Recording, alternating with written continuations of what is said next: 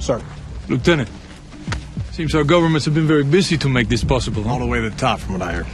We do need to stay under the radar. I understand completely, sir. Good. But we are out of time. We need to move. Tell me where. We go. Our intel says they're using a tunnel network that is under a milk factory. Does this mean anything to you?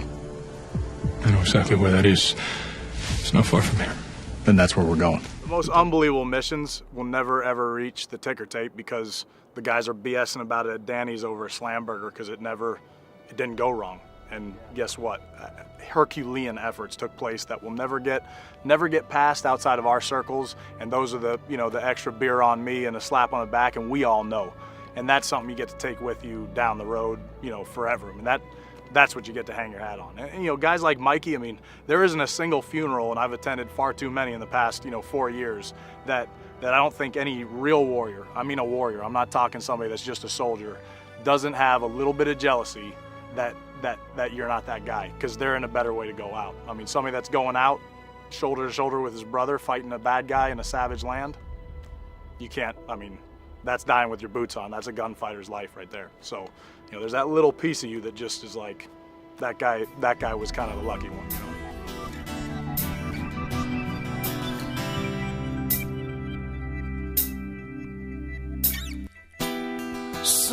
Hello, everybody. Welcome to another episode of the Sober Cold Bear podcast. My name is Matt Barkoff. I am the Sober Cold Bear. And joining me today is my old friend. I know, I'm never old in a sentence. Pretty weird, right? Is Mr. Rorke Denver. Rorke, thank you for joining today, my brother. No, it's good to see you, man. Been way too long. Yes, but we've talked a lot over the years. Yeah. But pretty amazing that here we are connecting, and I appreciate you working your schedule. You're a busy dude. Happy we get to see him for sure. Yeah, no, for sure. Before we get into talking about you and about all the things that you're doing and your story, I just want to kind of start off by letting everybody know I'm really appreciative and grateful that you're here to be a part of this. The Sober Cold Bear podcast, I set this up as a resource. It is not a place to go, when you want to get sober. There's a lot of places to go to do that. Yep. There's AA, there's rehab, but it really starts by the simple, sentence, I need help, and asking for help is what you need to do. I cover a number of topics on this podcast, but I am by no way or means an expert. I'm certainly not a doctor. But I am working an active recovery program, and I set up the Sober Cold Bear podcast to bring on amazing people like Rorke. So let's go ahead and get started. I'm going to do a couple of things. So Rorke, I'm going to start with a quote. So Ever Onward, which you refer to all the time in your Instagram, and I would highly encourage everybody to follow Rorke. He's got an incredible story. Ever Onward is a phrase that signifies continuous progress and determination, urging forward movement despite obstacles. And, Rorke and I go way, way back since we were kids. We've known each other. We played water polo together for a long, long time. And then obviously, Rorke, you went off and had an incredible career, which I want to hear about when you introduce yourself. But Rorke is he's an accomplished leader. He has been, he's held a number of different positions. He now has Rorke Denver at Ever Onward. He's written a couple of books, including, The Model SEAL Warrior and Worth Dying For. He was also in the 2012, I believe, movie of Act of Valor, which is still, let's go ahead and get introduced to Rorke, and we'll see where we go from here. Yeah, man. Well, look, I mean, you know me, so I'm talking to your audience as much as anything. I mean, we both grew up in the heart of Silicon Valley, the Bay Area, when it was still normal. I mean, we were there, and it was like apricot orchards, and you didn't know the people down the street were starting the next tech company or working on stealth fighters, and the just intellectual horsepower that was going to drive that place to a level of both financial insanity and then all kinds of other things you can argue about the viability of the Bay. But it was awesome. I know it was awesome for me, and I think it was awesome for you. There's just a lot of smart people, a lot of competitive people. I think generally in a good way. Sports were always my best expression. As a young person, I didn't really like the four walls of a classroom, although I'm bright and intellectually curious. I love to read. I probably read more by the time I graduated high school than a lot of people have, because my dad's a reader, my brother's a reader. And so I kind of found my educational path and intellectual pursuits there. And then college, I kind of excelled because I got to pick what I wanted to study. But, we played water polo. I was in aquatics my whole life up there, which is obviously it's such a heartbeat of California sports. And I thought for sure I was going to stay and play college water polo in California. I mean, we played in a very competitive league. In summer, I was playing on the 15 development team, and moving my way up through that, and thought for sure I was going to play at one of the big programs there. I actually thought you were gonna also play college water polo. I obviously went on to play college water polo, like a few of us did. Yeah. But I thought for sure you're gonna do that, and of course, you were even more exemplary in terms of the lacrosse side of things, man. And that, like, weren't you one of the first fucking guys to actually get a scholarship for lacrosse, anything like west of the Mississippi? Is that still is that a true statement? I was the first. There was one good player that played at Penn. Probably the demarcation line of the difference is I'm probably the first, certainly with him and me, we were the first two to really go to D1, and I'm the first one to go to a blue blood Titan. Syracuse in that era when I played there we won 2 national championships. I was there. We went to the Final Four all 4 years I was there. We pumped out more All-Americans and great players in that era than you could imagine. It was just a factory. So I think that's probably the greatest claim, is maybe the first person to crack the top level of the game and to play and become a captain and a leader and all the good stuff that goes along with that. And it's amazing now looking at the progression of the sport. Every state in the union's throwing players out, and great players from the West are all around the world. It's just a great game. But no, so I mean, I left the Bay Area. That's what really brought me out east was lacrosse. I got basically recruited by the top team and said, hey, let's go fight it out. And it proved to be a great kind of testing, breeding, training, dip your toe in the water for what came next in the SEAL teams. My senior year, I had no idea what I wanted to do next, trying to figure out, my buddies are going to go to New York City and try and make their fortune and get into finance. And I just, none of that appealed. And as I mentioned, I love to read, and I actually was reading a book by Winston Churchill, who I've got, my British ghost statesman down there, the great one. But I was reading a autobiography he wrote much later in life, and something about that book was just a real call to action. I just really felt like military service would be the place to cut my teeth. And I read a bunch of books, and there was almost nothing about the SEALs back then. But I saw one little vignette that said 85% of the people that do it can't make it. And I said, that sounds like the right odds to me. It sounds like I can do it, which obviously I'm not surprised. Let me ask you a question. So when you were obviously playing lacrosse, and by the way, like for me, and we've talked about this, about like, athletes, in my opinion, make, the best teammates, because you understand, what team means, you understand, what, kind of wearing, as I described, kind of wearing, your world like a loose garment. Now, as we get older and older and we get wrapped up in our lives, obviously ego takes over and things like that. But like the most selfless, act in terms of like what you did, you've always been in kind of a selfless world in terms of like helping others and putting your life on the line the way that you did.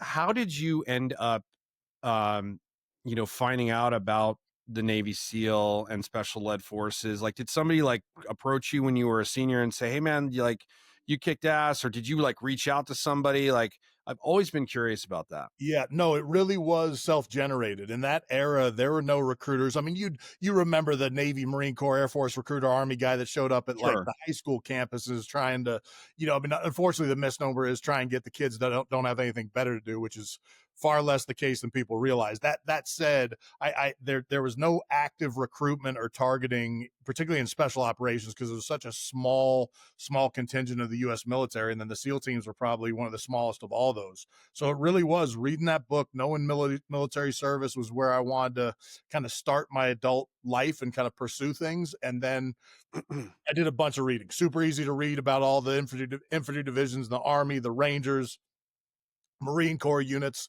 all these different, select services. And there was just in that era, now you can't swing a dead cat without hitting a book by a seal, and I'm part of the problem. But it just was unknown at that point. It really was unknown. And so I know I found a book that had 3 or 4 chapters about special operations, and like the smallest passage was about the SEAL teams. It's to say these commandos down in Southern California that do ridiculous things in the water and sea, air, land, and can attack targets from all around the world, and the highest attrition rate or the highest failure rate of any basic program. And that's just kind of right up my alley. So yeah, for sure. Yeah, I mean, we're going to get into a lot of topics, leadership being one of them.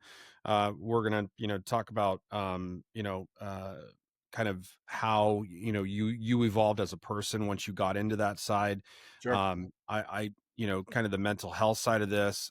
We've talked over the years, ad nauseum to a certain degree about like, all the different things that we face in the world, the challenges. Like, how did you deal with that? Like, the mental health piece, the PTSD piece, I think is an incredible subject. So, I want to start with, once you got into, into training and you got into this, you did a couple of years of this, like how much of kind of the lacrosse side of things, I would assume a lot of those characteristics, a lot of the things that you learned during lacrosse kind of moved over and was just a natural progression for you.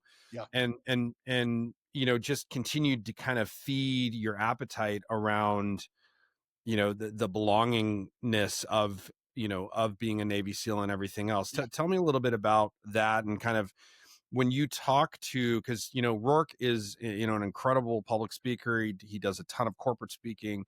You do a lot of leadership training. So let's talk a little and dive in a little bit about that first. Yeah, I think to hit your question, where is a good start is lacrosse and athletics. Athletics in general, I don't think you can have a better pedigree for special operations, particularly team sports. I always love team sports. As usually if you're a water polo player in California, you play that sport in the fall, you probably swim in the spring just to stay in shape and get those reps, keep your heart and lung moving through the water. And I remember staring at that black line at the bottom of the pool. I was a distance guy because I wasn't quick, but I just had a heart and lungs that I could suffer longer than most people. We both were. But I hated it. I mean, I just hated staring at that line. I wanted to play, and I wanted, the interaction with another person, the competition with another person, and that great interaction with you and your teammates and those relationships you build to really see the field the same way. Lacrosse is unique in some ways in my mind to special operations, because look, you sort of have like gear, kit, equipment that you tailor to yourself. It's more or less a weapon. There's specialized positions on the field. So you have offensive players, defensive players, face-off specialists, goalies, all these different like individual parts that come together to then become one kind of unit moving forward to prosecute a game and get after a win. So that part was an awesome transition. So very much those. I always describe lacrosse as like if you took water polo and football, or water polo and rugby, and they had a baby and you put a stick in their hand, that's basically on land what lacrosse is. It's kind of got it all. I mean, there's not too many facets in that game you wouldn't be able to harvest from other games and parts of it. The thing that was great for me is as a freshman at this elite program, I made the lineup, earned a scholarship, then worked my way through, captain and All-American as a senior. And it's interesting looking back on my captainship. I was just talking this recently. I really led by example. I mean, I don't think there was any team I was ever not a captain. I was captain of the team after you graduated at Los Altos, and captain of probably every team I ever played on. But it wasn't active. It wasn't like I would give the big pep talk or say, hey boys, we need to do this. I mean, I played hard. I set the example. You'd have to dig pretty deep to go faster than me on the last sprint of the day, and always giving max effort. Not surprised. You were the best. By the way, you were the best, like, polite shit talker I think I have ever worked. Like you had this like really good way of getting under people's skin without like directly coming at them. You were smarter than a lot of folks would be like, go fuck yourself, I'm gonna kick your ass. You had really like crafty ways of kind of digging in a little bit. I always love that about you. I'd throw Shakespeare at him and mess him up. Yeah, absolutely. Absolutely. But no, I think of that time as a captain, and there were moments my senior year, in some ways, I wish I'd done more. not a regret, but I think there were times I could have said something. I could have pushed somebody. I could have held some people accountable in a way that I wish I had. I don't know if that would have led to the championship. We felt one game short. So, and the team that we lost to is one of the greatest ever. And our team the year before that was the Saints. So, I mean, it wasn't like spilt milk, but I think I recognized later I could have been more active. And the beautiful thing is I went from there to an officer in the SEAL teams, and I never missed those opportunities. I never said, if there's something to be talked about, something needs to be said, something needs to be tightened up, or I need to make a stand, I'm going to make those stands. So do you feel, so basically, if I understand you correctly, I hear you correctly. Yeah. You feel like the things that you didn't necessarily do that you wish you had done when you were playing lacrosse at Syracuse, you were able to take those learnings so that when you were ever in situations when you became a Navy SEAL and Special Forces, you were able to draw upon those experiences and use those to your benefit. Yeah, it was like preschool or grade school leading up to the show. I mean, it was a chance. I don't think I did anything like wrong. Single A baseball, double A baseball. Yeah. It was just like leading up to the big dance as a leader. And that's how you build that. It's very rare somebody's going to come out of the chutes and just be like, well, there's General Patton. I mean, he did a lot before he got to that point to run the armies in Europe when he ran the armies in Europe, right? So I just think, again, I think anybody that played with me when I was a captain was like, that was a hell of a captain. Showed up early, on time, played hard, always gave his max effort. There's nothing you can punch holes in. Me personally, I, on reflection, wish I'd, said a few more things, pushed a little harder on even other people to elevate their game. And when I got to the SEAL teams, I just think I remembered those moments and maybe a little bit, and who knows, maybe I didn't remember them in the moment, but I think I was kind of building towards this place where, hey, if you see something, say something. If something needs to be done, for you sure. gotta do it. So it just was a building block. It was a proving ground to get into a higher level of intensity. You got it. No, and that's, certainly having those skills and having that mental toughness of being the first guy in and the last guy out. And, cause I tell my son Jonah all the time, cause he plays baseball at the D1 level, and, he's vying for a spot right now. I always tell him, I'm like, don't tell him, show him. Right. Don't tell him, show him. You don't have anything to prove. We know who you are. You, most importantly, know who you are. So just go do that. That's right. And whatever fucking happens, like, let it fall. It's out of your control. Just go do what you know is best. Right. And I think that's what's been amazing about following you all these years. I appreciate it. So you got into the SEALs, you took all these learnings from lacrosse, and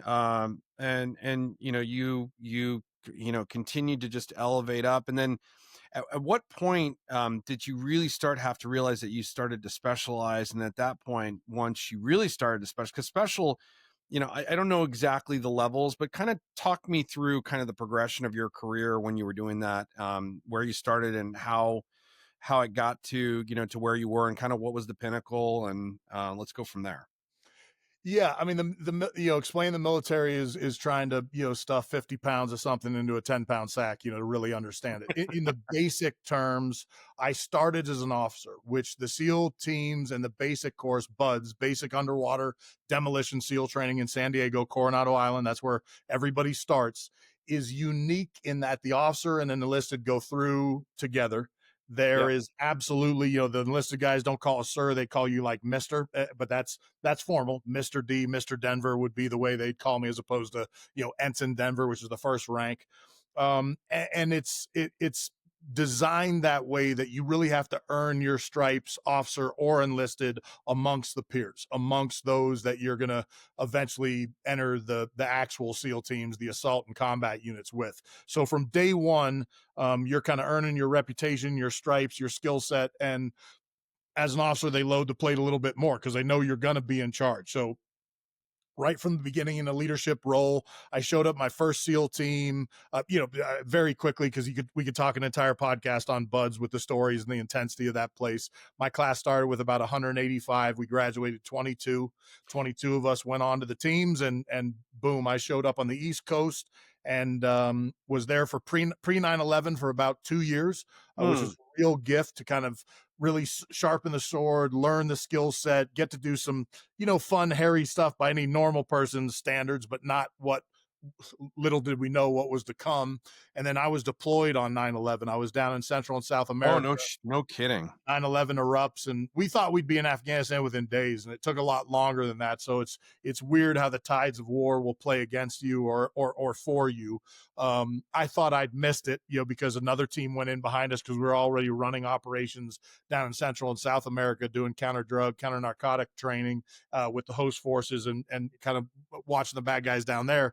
And then, but so I thought I missed it, and I did not. My peer group, which means the guys that graduated in around, call it 1995 to 2001, that group of officers that would have graduated college in those windows of time, have collectively seen more combat than any officers in the history of the U.S. military. I mean, unequivocally the most gunfighting, and there's no way to rate, how tough the battle was, in the mountains of the Hindu Kush or the Arabian Peninsula compared to D-Day and all that. Everybody's going to make their argument, but we were at war for a decade and a half. Yeah. So we chased bad guys every out. Well, did I lose you? There we go. I just froze for a second. You got me? Slow down for one. Can you hear me? Yeah, slow down for 1 second. I want to make you see. Yeah, I can hear you now. We were talking about chasing bad guys. Let's talk about just 1 quick second before I lose my train of thought. So, BUDS, which is basically basic underwater demolition school, is kind of the boot camp training that you initially go through. The attrition rate is that's SEAL training, right? And the attrition is what, 80%? Is that a fair number? About 80%. Yeah, and then from there, there's probably even more attrition from there. So I mean, you're in thin air, rare air, as they say. It's right? rare company when you get to an actual team, for sure. So you go down to South America, you fight bad guys, and that obviously that's a whole other thing that we could probably a whole other conversation we could have around the drug war and all the shit that's happening right now. I listen to a number of different podcasts, and I've heard about like the fentanyl problem is not coming up through Mexico anymore. Right. It's coming down through Canada. Right. No, and it's just absolutely crazy. So so you were down there. Is the whole concept of Act of Valor in the movie based off of a lot of the things that happened when you were down in South America? Is that they're all based off Global War on Terror window of time. So that was pre 9/11 down there. 9/11 rips off, and then Act of Valor, the reason it's called Act of Valor is all the kind of prime events that take place. Somebody jumping on a grenade to save teammates was a teammate of mine in Iraq. One of our guys got shot 27 times, killed the 4 guys in the room, walked to the helicopter himself. That was real. Somebody got hit with an RPG. It didn't go off. Another teammate's eye got shot out. Bullet went through his eye, came out besides his ear. We all think he's dead. He pops up 3 minutes later. Is like, I'm good. It was like, I assure you, you're not, but you're going to make it. And so, all those little events in the movie were harvested from real events on the battlefield. And we just wanted to, pay homage to them and get it right. And get it right. You guys got it right. I mean, all those, I mean, it's like the opening, one of the scenes where you guys are going into that camp and just the level of tactical motions that you guys are running. I mean, to your point, you actually were the person that actually jumped on the grenade at the very end of the movie to save your teammates. And so anybody out there, I would just happen to say that I love the movie. I've seen it a million times. Obviously that's an exaggeration. I've seen it many, many, many times. I tell my friends about it. I talk about you, about, how much of a badass you are and in that movie. So you were there, you were fighting terror, you were going through all that stuff. You were seeing a lot of things. And then you kind of, at what years did you actually head over to Afghanistan, do a tour over there? I started doing combat rounds, like real combat rounds, in 2003. And I was in Iraq, Ivory Coast of Africa, and Liberia when that fell apart with the African despot, murdering the entire country. We went in to stabilize that place. Back to Afghanistan and Iraq twice. So, multiple rounds to kind of all those locations. running teams in the fight. And then when I came back from that, as officers, you will promote out of doing the fun stuff. The enlisted guys can keep going and cranking and chasing bad guys a lot longer. But I was at a point where, I'm married. I'm wanting to start a family. I'm wanting to go back to school and take a break. So I came back to the training compound to run, be one of the lead runners of the basic course, then advanced training. And right about then is when the movie kind of happened on that watch. And then it really felt like, look, I'm either putting my head down and plowing to make admiral and, a 4-star and be the commander of the Joint Chiefs of Staff, or it's time to go. And it felt like it was time to go. I wanted to pay, my bride back, my family back, and get new adventures. I didn't want the executive level of the military experience, although I tip my hat to everybody that does it. We need good people. But I got to really do the whole continuum in my mind of what you got to do with going through basic training, a lot of combat rounds, and then running training as somebody with those experiences was a pretty special thing to be able to share back. Yeah. The young officers, young people coming in. Like when I went through training, none of the instructors had seen combat. I mean, it wasn't their fault. They just hadn't. All the Vietnam guys were gone and retired, and there wasn't really anything going on. So when they said, hey, you got to do this or it's going to get you killed in the battlefield, I mean, no way were you going to say, how would you know? But, in the back of your head, you're like, okay, well, great. We'll use those tactics. When my instructors would tell a young lion, hey, you need to pay attention to this and know this, because if you don't, you're going to get killed. They were like captive audience. Because those guys know what they're talking about. So one of the questions I wanted to ask you is, like, guys, probably recognize you on the street, especially in that world, or people come up to you all the time, whether it's at a corporate event or what have you. Yeah.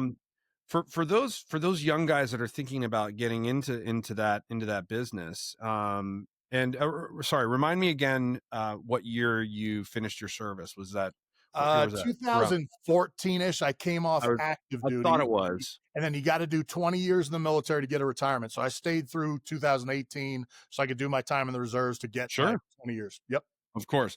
So when somebody comes up to you that is an aspiring, special operations Navy SEAL, and they want to do that stuff, and they ask you, like, for advice, like what's usually something that you like to offer as kind of part of, kind of passing the torch on, and the guidance that, because I mean, you're in a huge responsibility, whether you like it or not, right? Yeah. And where folks look to you as a mentor, as a leader, as a guide. So what typically do they ask you? What do you like to talk about when you do get into those situations? Yeah, it's a good question. And you can't frame it just in a singular, because there's so many different ways that pops up. If you said I was out at, SHOT Show, the big event in Vegas for the gun and outdoor industry, and somebody came up to me there, and you got just time for an elevator speech, I'd say, hey, look, whatever you've done leading up to getting into that program, that needs to be enough. Like if you go there, if you didn't bring it there, you're not going to find it there. So your mind, your focus, your heart, your commitment to that program needs to be there before you go in the front door. I mean, frankly, I graduated 185 down to 22 people graduated in my class. I know for a fact, because we actually just did a reunion, basically 21 of those people knew they were going to graduate before they walked through the front door. So let's double click into that, because I think this is really important. Now, knowing who you are as a human being, as as a father, a husband, what have you, those are important things that a lot of people go through life and never actually figure out. Yeah. And you obviously figured that out, like, and setting goals in terms of like doing anything requires kind of having that, that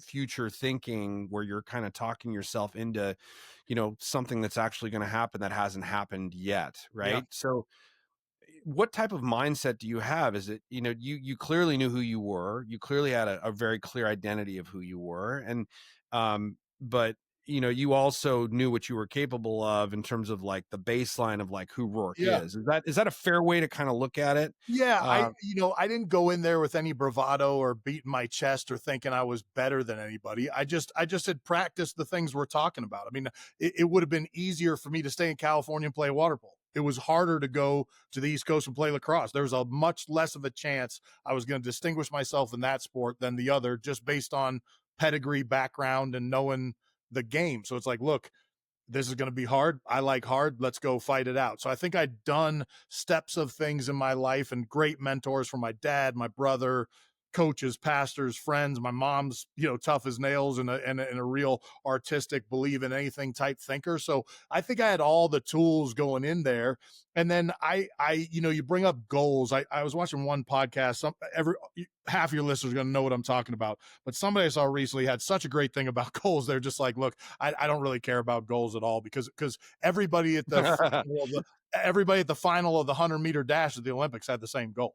It's who built the systems and processes to get the result they want for that goal. It wasn't the goal. It was the work you put in to get to that goal, which is not to say I don't think you put something on your horizon that you want to achieve, but it's the people that can put the systems in place and have the mindset to pursue it in the right way that are going to meet it better than just putting some lofty thing up in the wall that you're not willing to do the work to achieve. I like doing the work, so I enjoy the work. I like doing the work too. I think it also comes down to not just the work, but it's actually who wants it the most. Yeah, for sure. And I think that's either like embedded in you, in your true being of who you are. Yep. And it doesn't matter what you're doing. Like, you want to show up as the best version of yourself, right? Yeah. Whether it's being a parent, whether it's being, a coworker, whether it's being a husband or a wife, right? Yeah. Those are things that, you always want to try and do. Now, over the years, I admittingly, with, all the addiction shit that I dealt with, I didn't do that. Right. And I didn't actually realize. So now I didn't actually realize, what it was I was actually not doing to show up as the best version of myself. It was actually working a program and doing things like this podcast and other things that would allow me to actually really realize my true potential and start to realize that I'm actually heading in the right direction. Yeah, you knew that early. I did. And that's such a rare quality that I wish you could just like literally bottle up. I wish I could bottle up, but it's also they're hard-earned things too. It's not like that's easy as well. I mean, look, I love that kind of quote or concept of like choose your heart, right? Like marriage is hard, divorce is hard, choose your heart. Being fat's hard, being in shape's hard, choose your heart. Being smart's hard, being dumb's hard. Choose your heart. So like, I think at a very young age, I was kind of aware of that. Like what I don't know if you remember this, although I think we've talked about it since, but, my parents both drink, not to excess, but that, they both drink. My brother and I did see a good amount of alcoholism in uncles and other people in our family, people my mom dated after my parents split. So my brother and I never had a drop of alcohol in our life. I've never had a sip of alcohol. I've never smoked a drug. I've never done any of that stuff. And there wasn't anything that was easy about that. I mean, it's become obviously my life, but I went and played lacrosse. That's all party and lunatics. I went to the SEAL teams. That's all high charged, testosteroned out, trying to balance themselves out, lunatic brawlers, drinkers, all that kind of stuff. And so I've existed in these places without making that. There's actually high addiction in that world. There can because it's extreme people. Well, not that, and the high stress, and we're going to talk a little bit about kind of the emotional fallout, right? The PTSD elements to that. And, some people can't, deal with those things. And so, that's why, it's not the problem, it's the solution. Yeah. So, I mean, that's incredible. So you never drank and you never used drugs, which I'm not surprised hearing that from you. Yeah. Which is so, okay. So when you run into these guys and they say to you, what are some of the things that I should be thinking about, Rorke? And like, what do you say to them? Like, what's kind of your couple of quick things that you go through with them? I think, like I said, I say, look, the program is not in here. It's in here. It's in here. This is where that program, if you've passed the screen test, you've shown up at the front door of that place, you're fit enough. And you've probably overtrained. It's what's up here and in here. It's that voice that talks to you and all the voices that you're going to experience. And I think this is life, right? The experience, there's two voices that are critical in your life. The one that is yours and what you say to yourself, and then everybody else's voice and what you choose to listen to. And in my mind, I have always been super blessed with a very powerful and strong internal voice to myself.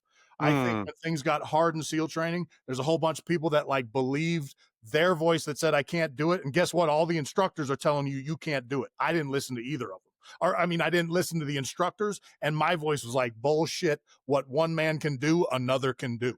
And I don't think there's ever been anybody tougher than me coming through this program, which is not true, but that's what I tell myself. That's the mentality. Yeah, That's the mentality. So I burn the boats at the beach like Cortez, man. If I make a decision to go do something, I'm burning what's behind me. You're like, if you're in my way, stay off the tracks when the train's coming through, you know, and I won't do it at people's expenses, but I will put in the energy to get where I want to get, and I'm willing to suffer to do it. So I tell them, look, be willing to suffer. And very simply, what one man can do, another can do. I think sometimes people pump it up to be more than it is. We had guys in that program that looked like Michelangelo had chiseled them out of marble. They're sub-Olympic swimmers, triathletes, blah, blah, blah, blah, blah. And they'd hit that cold water and they'd quit on day 2.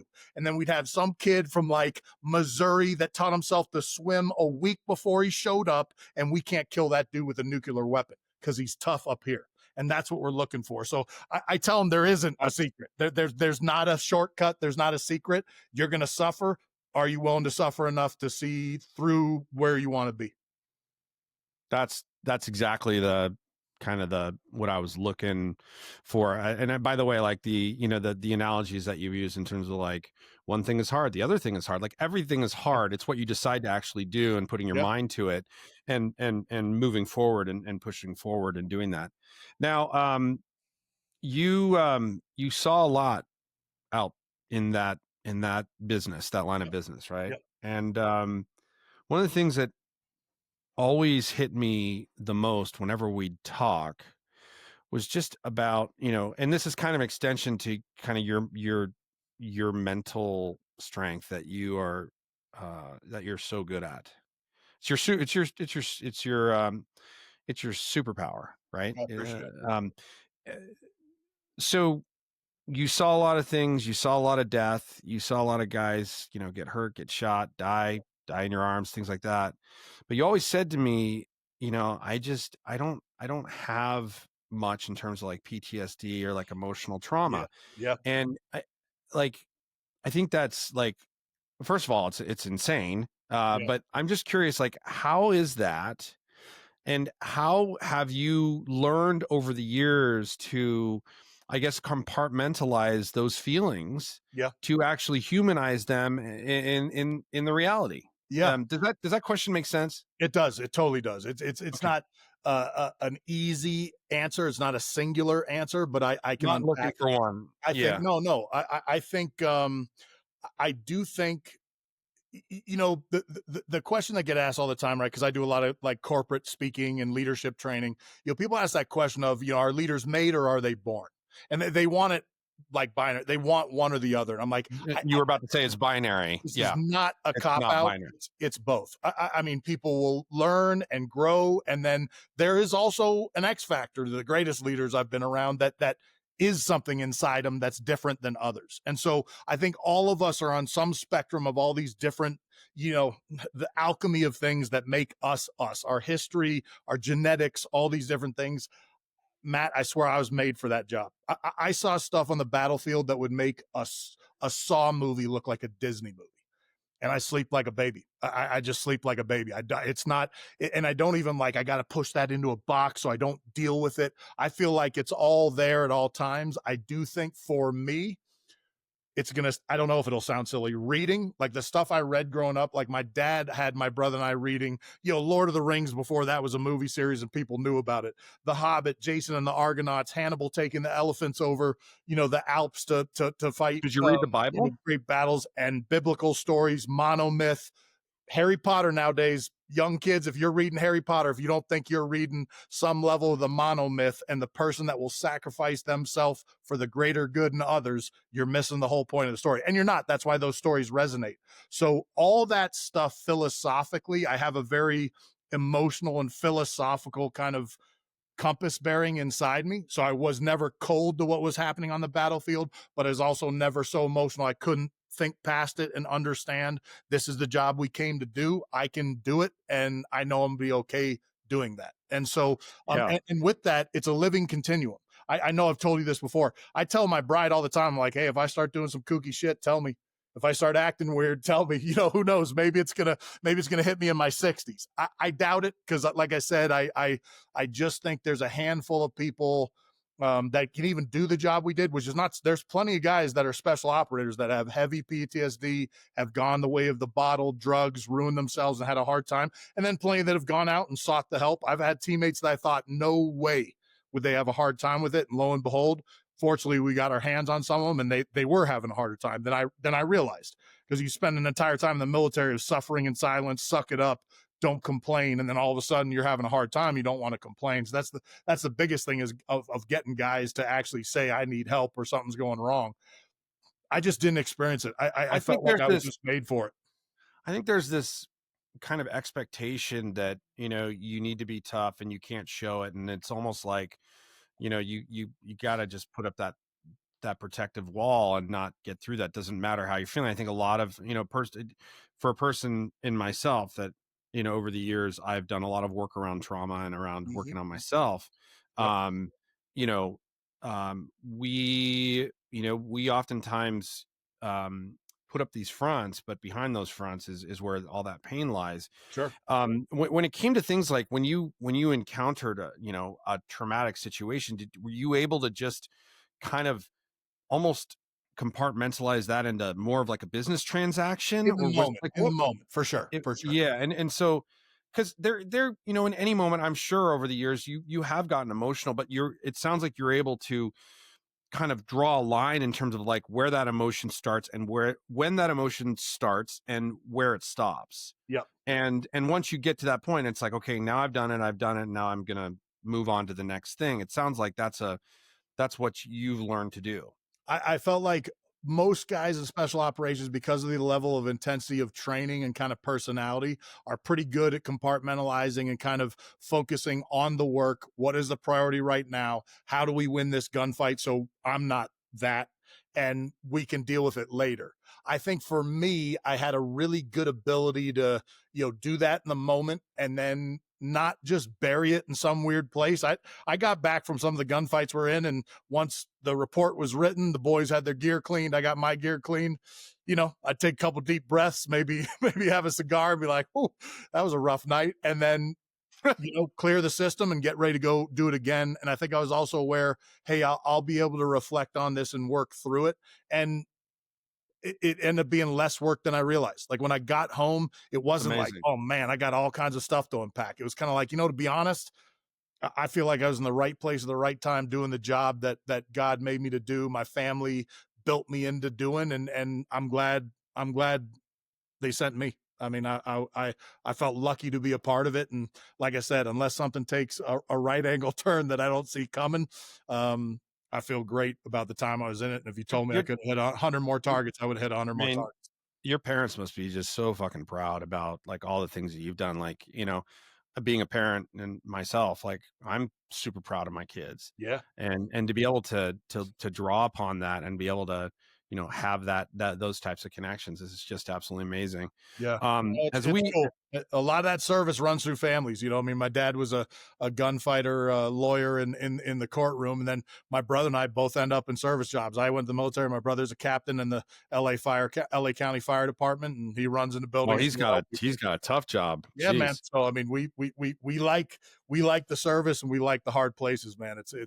I come more alive in those places than shut down or have a problem. It's actually one of the things in my post life that you really have to rectify and deal with, because you're like, look, this regular life is not the same level of intensity. But I'm a parent too, and look, you want to put yourself in a challenge, you go try and do that job well. You will challenge yourself enough.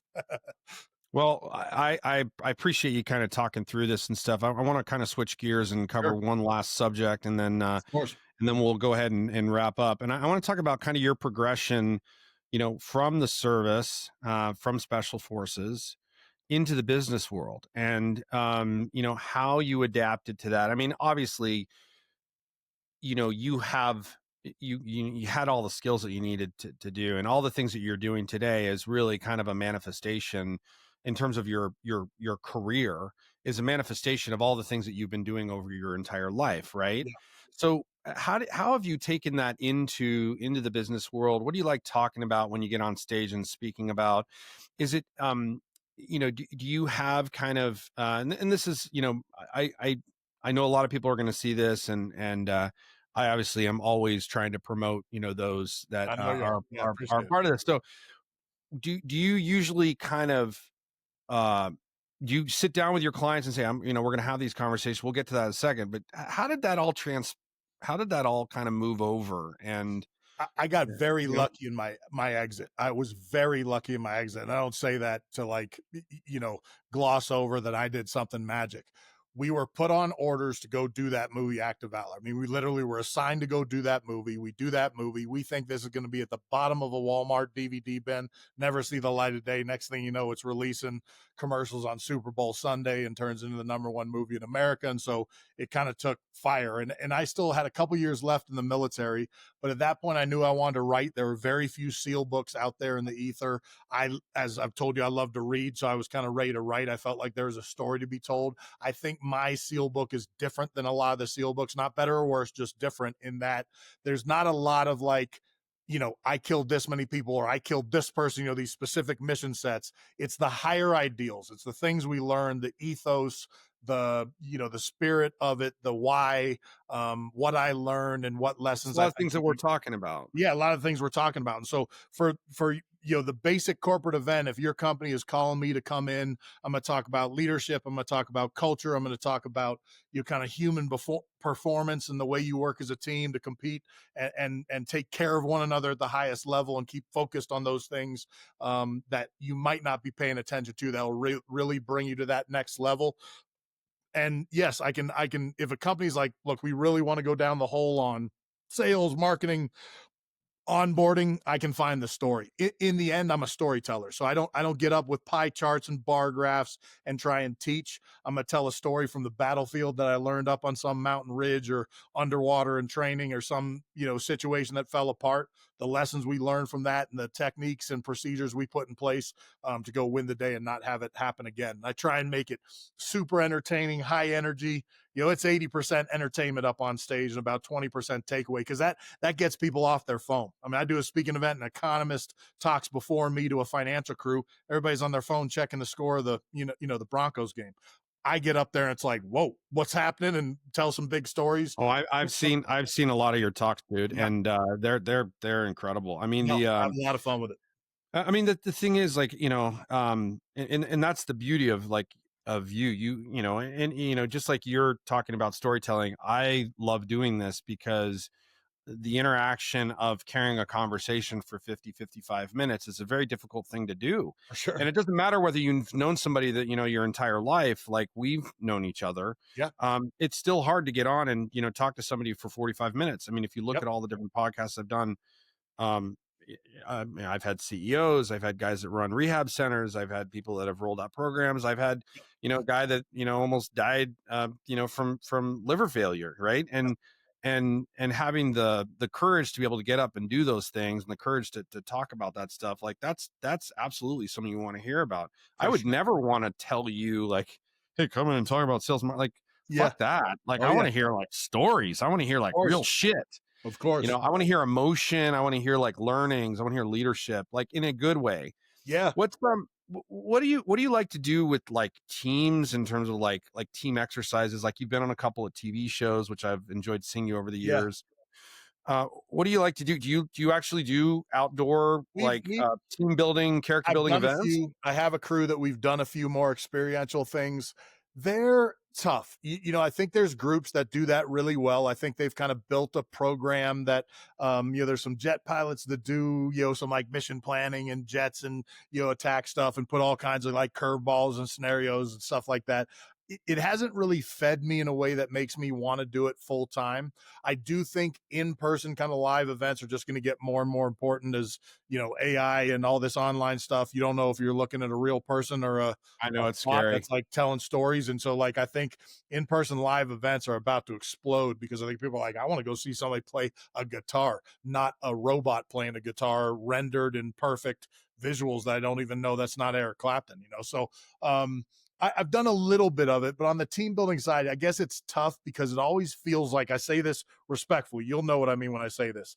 Whenever we do some SEAL experience or something like that, it's such a weird distillation of what was such an intense big thing that you're like, I don't know, something about somebody doing a 1-day SEAL program. You're kind of like, That's actually not what I'm referring to. yeah. I mean, although that would actually be fun.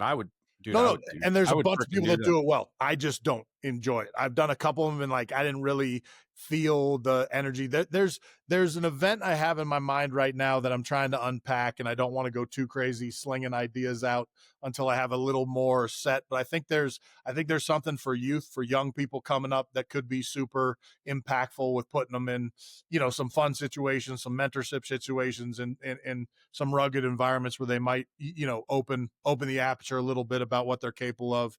And I think there's some family stuff I'd like to do, just because in the end, I like people. I want people to, have their best life and their best opportunity to kind of win the day. And some of the hard stuff we do are shortcuts to that. Well, man, if you ever like decide to like do this, like I'm totally on, because like I still, when I work out, like I still work out hard, and I do things like, I mean, I go to the gym, and sometimes my kids see me at the gym and they're like, you're not normal, dude. I'm like, the way that we worked out when we were kids, whether it was water polo or swimming, I always had, I always did long distance like you did. I always, had to do Stairway to Heaven a couple of times while I was going through my races, right? On training. But I rode crew too. And, the things that you learn in those mentally challenging, physically challenging, which is more of a mental challenge. Yeah. Being able to take that into the business side of things, I'll tell you what, bro, like those are things that I those are invaluable. And the things that you're doing out there are just incredible. As we look to wrap up, first of all, thank you for joining here. I thank you for being here, bro. Maybe we'll have you back and once and I'm just curious, what does the next couple of years look like for you? Are you going to continue to do kind of the corporate side of things? Yeah. You got another book that you're working on. You got maybe like what does your life look like over the next couple of years? Yeah, I've never been a great, 1, 3, 5, 10-year plan person. I mean, I'm like blown away by what will happen next Tuesday, and who knows what direction that could take me. So I'm a pretty open book when it comes to that. I'm a pretty disciplined person. I'm not a good planner, kind of, schedule type person. You're one day at a time type of guy. I tend to be that way, and you can't totally play the game that way. But no, I look, until the phone stops ringing on the kind of corporate big stage speaking events, I really enjoy them. I get fired up when I do it, and I get fired up when I get feedback from people really enjoying it and putting that stuff into action. So that's going to continue. I enjoy this podcast stuff. So, I've thought real hard about doing one. I also like being on them so much. There's a lot, to try and figure out, throwing my hat there. Book, though. I think if you did a podcast, you'd absolutely crush it, dude. I think you do that. Yeah, we'll see. So no, we're kind of scoping some of that out. We've done a little bit. You've probably seen, I never took the social media side all that heavy. We've been much more disciplined on 3 posts a week, kind of a longer format, shorter, a quote, and just getting a little more content out there. But it's, the deal, the content space is an insane place to play, man. There's unlimited free stuff and really good stuff out there, and kind of getting above the noise. You see somebody that's, make printing money like they've got a Midas glove on, and it's just horrific content, so it's a weird space. I do think what's unique and special about you is like, you're not doing it to promote yourself. You're just doing it because you want to like spread the message, right? You want to spread the gospel. Same thing with me. I'm not doing this, to get followers on Instagram or YouTube. Like, I could give a shit less about that, right? That's a byproduct of everything else. I'm doing this because I get personal enjoyment out of this. I get personal value, and being able to share everybody's story, your story, out into the world is like, that's that's a gift, right? Like No, it's fun. that you can get on for 50 minutes and have somebody kind of tell you about their life and how they got there and what they've learned and how they're passing, those lessons on, going forward. So, Yeah. just everybody. So it's RorkeDenver.com. Yep. Rorke's, kind of go-to is Ever Onward. He is, like I said, a Navy SEAL commander, a speaker. He's a New York Times best-selling author. Most importantly, he is a husband and he is a father, which is the most important thing. No doubt. So, hey, brother, thank you so much for being here. I love you, man. Good to see you, man. Yep. It's really good to see you. Thanks everybody for being here. We're going to go ahead and sign off, but like I said at the very beginning, the Sober Cold Bear podcast is really meant as a resource. It's not the place to go if you want to get sober. If you do want to get sober, ask for help. Reach out to me, reach out to Rorke. I'm sure he knows a lot of people he can get you in contact with. Talk to somebody, talk to your loved one, your husband, your wife, your coworker, your best friend. But you can't do this alone. It is something that is a very lonely disease, and asking for help is okay, and getting past that. And believe me, once you do actually ask for help, things get better immediately. So, Rorke, thanks again, bro. We're going to go ahead and sign off. Thanks again, everybody. And see you soon. See you. Bye-bye. Sometimes I feel like I want to fly without no wings. I elevate inside my mind.